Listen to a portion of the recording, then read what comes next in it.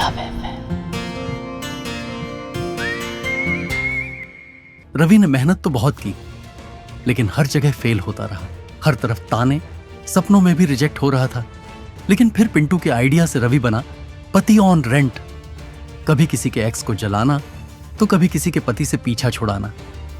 अब रवि की हालत और भी खराब होने वाली थी जब उसकी मुलाकात होती है स्वीटी से। स्वीटी जो डॉन मामा से बचना चाहती है। क्या रवि निभा पाएगा ये फर्जी शादी का ड्रामा, या फिर धो बैठेगा अपनी जान से हाथ? आइए देखते हैं आगे। रवि अपने कमरे में बेचैनी से करवटें बदल रहा था। मैं इस झमेले में फंसूंगा तो नहीं ना? शादी भी नकली और दुल्हन भी, लेकिन मुझे जाने क्यों डर सा लग रहा है। तभी फोन की घंटी बजी। स्क्रीन पर नाम चमका, स्वीटी जी। अभी से फोन आना शुरू हो गया। हेलो, कल सुबह बगीचे में मिलना, तुम्हें कुछ बताना है। क्या हुआ? मामा शादी के लिए मान तो नहीं गए ना? ज्यादा बकवास मत करो, टाइम पे आ जाना, एड्रेस मैसेज करती हूँ।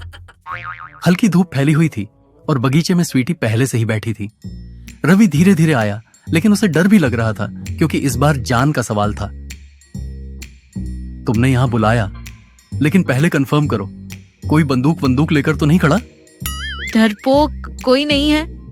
रवि पास बैठ गया, लेकिन इस बार स्वीटी के चेहरे पर शरारत नहीं, बल्कि एक अजीब सी उदासी थी।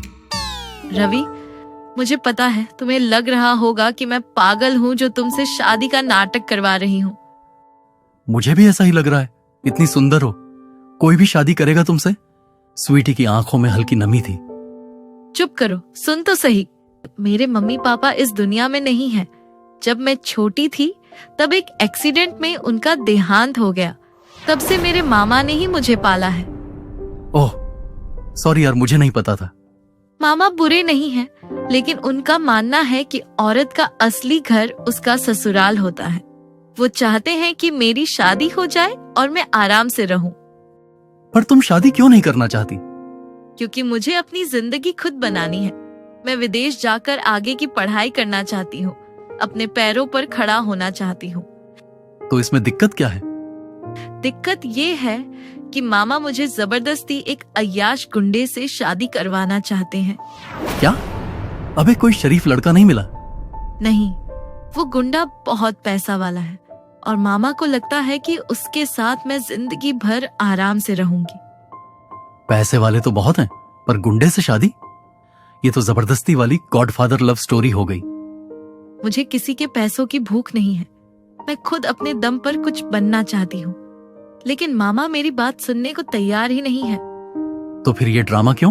क्योंकि अगर मामा को लगेगा कि मेरी शादी हो चुकी है तो वो मुझे छोड़ देंगे। फिर मैं अपनी पढ़ाई पर फोकस कर पाऊंगी। रवि अब पूरी तरह से मामला समझ चुका था। उसने गहरी सांस ली और कहा, यानी तुम्हें सिर्फ एक हफ्ते के लिए नकली पति चाहिए ताकि तुम्हारा मामा तुम्हारी शादी का टॉपिक हमेशा के लिए बंद कर दे? बिल्कुल। दुनिया में लोग पढ़ाई के लिए क्या क्या नहीं करते, और कुछ लोग पढ़ाई करके भी कुछ नहीं करते, जैसे मैं। सही पकड़ा। तुम जैसे टैलेंटेड लोगों को देखकर ही मैं सोचती हूँ पढ़ाई जरूरी है, वरना हाल ऐसा ही होगा। बेइज्जती कर रही हो या मोटिवेट? दोनों। और फिर दोनों जोर से हंस पड़े। हंसी मजाक के बाद स्वीटी ने अपनी जेब से एक छोटा सा नोटबुक निकाला। ये क्या है? तुम तो CIA एजेंट जैसी प्लानिंग कर रही हो। चुप करो। सुन, हमें मामा को यकीन दिलाना है कि हमारी शादी पक्की है। इसके लिए हमें एक लव स्टोरी बनानी होगी। Love story? मेरी लाइफ में तो लव का L भी नहीं आया और तुम स्टोरी की बात कर रही हो? डरपोक, सुन, हम कहेंगे कि हम मंदिर में मिले, तुमने मेरे लिए चाय बनाई, फिर प्यार हो गया और हमने भागकर शादी कर ली। मंदिर? चाय? मैं तो चाय बनाता हूं तो लोग काढ़ा बोलते हैं, और भागकर शादी? मेरा तो भागने का मूड अभी हो रहा है। बकवास बंद करो, ये सब बस एक्टिंग है। तुम्हें बस मेरे साथ रोमांटिक बनना है और मामा को बेवकूफ बनाना है। रोमांटिक? मैं तो पसीने में डूब रहा हूं और ये रोमांस की बात कर रही है। स्वीटी ने रवि को एक फोटो दी, दोनों की फोटोशॉप्ड तस्वीर, जिसमें वो मंगलसूत्र पहने और रवि शेरवानी में था। ये कब लिया? मैं तो ऐसा कभी दिखा ही नहीं। चिंता मत करो, मेरे दोस्त ने ये बनाया। बस इसे मामा को दिखाएंगे और कहेंगे कि ये हमारी शादी की फोटो है। और अगर मामा ने पूछा कि शादी का वीडियो कहाँ है? तो बोल देंगे कि फोन क्रैश हो गया। तुम बस मेरे साथ मिलकर ये नाटक करो। दोनों अपनी लव स्टोरी का रिहर्सल कर रहे थे। रवि बार बार लाइन भूल रहा था। तो हम मंदिर में मिले, फिर मैंने तुम्हें चाय पिलाई, फिर क्या? फिर तुमने मुझे प्रपोज किया बुद्धू। तभी अचानक एक काली एसयूवी बगीचे के गेट पर रुकी। उसमें से एक लंबा चौड़ा आदमी निकला जिसकी मूंछें ऐसी थीं मानो जंगल का शेर हो। उसके साथ दो गुंडे जैसे दिखने वाले लोग थे जिनके हाथों में कुछ चमक रहा था। रवि का दिल धक धक करने लगा। स्वीटी, ये कौन है? तुम्हारा मामा तो नहीं? मामा, अब क्या करें? भागने का टाइम है। मैंने बोला था ये गॉडफादर वाला सीन होगा। मामा करीब आ चुके थे और उनकी आंखें रवि को घूर रही थीं। तभी मामा ने अपनी जेब से एक रिवॉल्वर निकाली और रवि की तरफ तान दी। रवि के तो पसीने छूट गए। ससुर जी, नमस्ते। ससुर जी, तू कौन है और मेरी स्वीटी के साथ यहाँ क्या कर रहा है? मामा, ये रवि है, मेरा पति। हाँ ससुर जी, मतलब मामा जी, हमारी शादी हो गई है। शादी? बिना मेरी इजाजत के? तुमने सोचा तुम मेरी भांजी को बेवकूफ बनाओगे और मैं चुप रहूंगा? मामा जी, मैं तो बहुत संस्कारी हूँ। मैं स्वीटी को बहुत प्यार करता हूँ। मैं तो आपके पैर छूने वाला था। पैर छूने की बात छोड़, मुझे सबूत चाहिए कि तुम मेरी स्वीटी का सही पति हो। मामा, हम सच में शादीशुदा हैं। देखो, ये हमारी शादी की फोटो। स्वीटी ने जल्दी से वो फोटोशॉप्ड फोटो मामा को दिखाई। मामा ने फोटो को गौर से देखा, फिर रवि की तरफ। ठीक है, अगर तुम सच में शादीशुदा हो तो मैं तुम्हें एक मौका देता हूं, लेकिन सुनो, मेरी स्वीटी को एक भी खरोंच आई या मुझे जरा भी शक हुआ तो इस बंदूक और तुम्हारे बीच कोई नहीं आएगा। ये तो सीधे जान लेने की बात कर रहा है। आज रात मेरे घर पर डिनर है। तुम दोनों आओ और मुझे यकीन दिलाओ कि ये शादी सच्ची है, वरना। मामा की आंखें और सिकुड़ गईं। उन्होंने रिवॉल्वर को और ऊंचा किया। मामा ने बंदूक हवा में लहराई और अपनी एसयूवी की तरफ बढ़ गए। रवि, तुम ठीक हो ना? ठीक? अबे, मेरा तो बीपी हाई हो गया। तुम्हारा मामा तो गुंडा नहीं, पूरा डॉन है। डरो मत, बस आज का डिनर झेल लो। मैं तुम्हें एक्स्ट्रा 50,000 दूंगी। 50,000 के लिए जान गंवानी पड़ेगी लगता है। रवि की हालत ऐसी थी जैसे कोई भेड़िया उसे खाने के लिए पीछे पड़ा हो। उसका दिल धक धक कर रहा था और वो बार बार स्वीटी की तरफ देख रहा था। स्वीटी, मैं अभी भी कहता हूँ, ये प्लान छोड़ दो। तुम्हारा मामा तो मुझे गोली मार देगा। चुप करो रवि, बस एक रात की बात है। तुम बस मेरे साथ एक्टिंग करो और सब ठीक हो जाएगा। एक्टिंग? मैं तो ऑस्कर लायक डर महसूस कर रहा हूँ।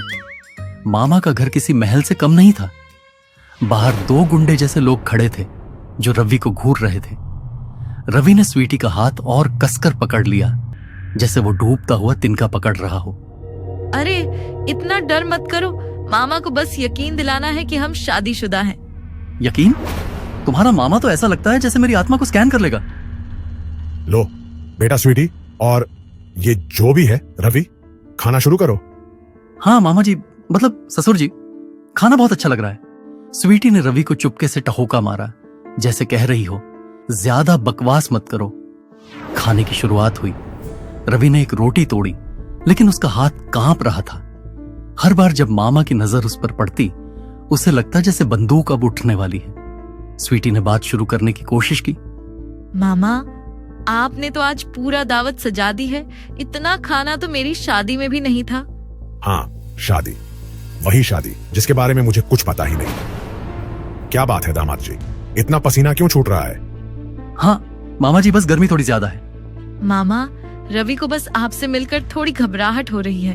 वो तो आपका बहुत सम्मान करते हैं। सम्मान? अच्छा, तो बताओ दामाद जी, तुम क्या करते हो? मैं मामा जी, मैं बिजनेस करता हूँ। कैसा बिजनेस? डिटेल में बताओ। अब क्या बोलूं? चाय का ठेला, उबर ड्राइवर, या वो MLM स्कैम? मामा, रवि एक स्टार्टअप चलाते हैं। ऑनलाइन बिजनेस बहुत अच्छा चल रहा है।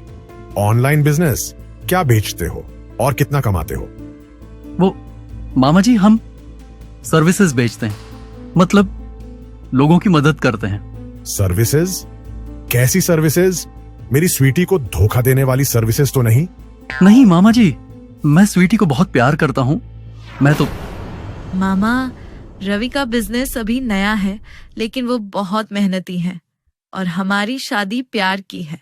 आप बस हमें सपोर्ट करो। मामा ने एक गहरी सांस ली और रिवॉल्वर को हल्का सा छुआ, जैसे रवि को चेतावनी दे रहा हो। ठीक है, मैं तुम्हारी शादी को एक मौका देता हूं, लेकिन सुनो रवि, मेरी स्वीटी को एक भी आंसू आया या मुझे जरा सा भी शक हुआ तो क्या रवि और स्वीटी अपनी नकली शादी का नाटक बरकरार रख पाएंगे? क्या मामा का शक और गहरा होगा या रवि का डर उसे बेवकूफी करवाएगा? और अगर मामा को सच पता चला तो क्या रवि की जान बचेगी? जानने के लिए देखिए किराए का पति पार्ट 3 सिर्फ लव FM पर।